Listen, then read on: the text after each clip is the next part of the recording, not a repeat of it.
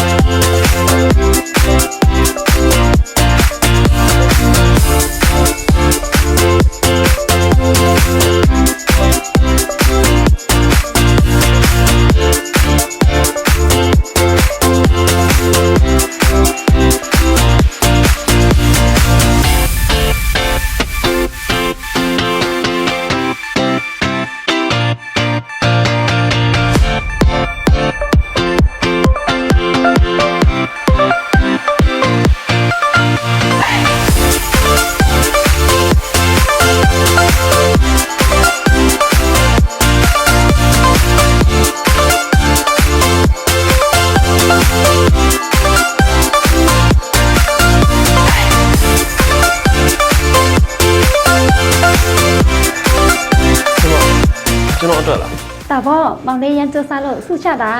ကျေးဇူးပါမမကောင်းကောင်းသုံးပါမယ် တော်စာတလို့လား ဟုတ်ဟုတ်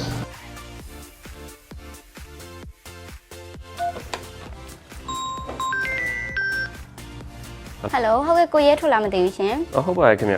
ဟုတ်ကဲ့ပါရှင်ညီမလေးညရဲ့ဒီ mobile accessories store ပါရှင်ကိုရဲထုတ်နာမည်နဲ့လေဖုန်းဝယ်ထားတာလေဖုန်းနောက်ထပ်တစ်လုံးမဲပေါက်လို့ဖုန်းဆက်အကြောင်းကြားပေးရပါရှင် ဗျာတကယ်လားဗျ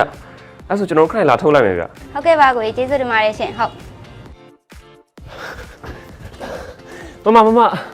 ဘာဖြစ်တယ်လဲအလန့်တကြားနဲ့ ကျွန်တော်ပေါက်ပြီတဲ့ ဘာပေါက်တာလဲထီလည်းမထိုးထားပါအောင် ညဒီဆိုင်မှာဖုန်းပေါက်တာတဲ့ ဟာတကယ်လား တကယ်ပေါ့လာအခုပဲတထုတ်ကြမယ်